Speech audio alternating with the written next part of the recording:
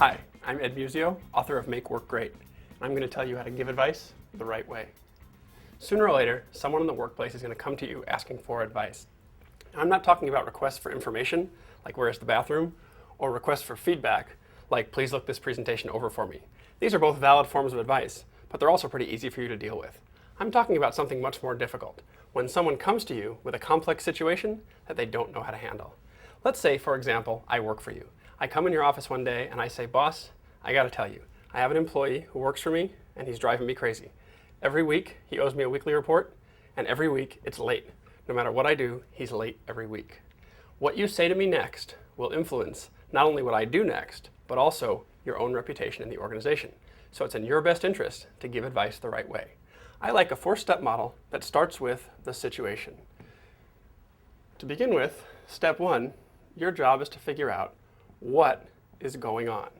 Now at this stage, all you're trying to do is find information. You're going to pretend that you're going to shoot a movie about the situation, like a documentary, and you're going to seek information for your movie. So you're going to ask me questions like, how long has this been happening? Has it happened with anybody else? What have you tried so far?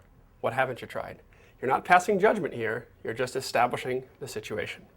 The next step after determining what is to find out if, and that's if advice is wanted. Too often this gets overlooked. You're basically going to say to me simply, Ed, are you looking for my advice, or did you just come here to vent? If I say, no, thank you, I'm just here to vent, you're going to go down here and you're going to stop. Advice that isn't wanted is not advice. It's a management directive. You're free to give me a management directive if you want, but if every time I come to you with a request for advice, you tell me what to do, I'm going to stop coming to you. So ask the question. Now there's a good chance I'm going to say yes. Now that you understand the situation, I'd like to know what you think. In that case, you're going to move to the next step, which is to set the stage. Set the stage means it's not time to give the advice yet. First, you're going to lay some foundation. Here's how you do that.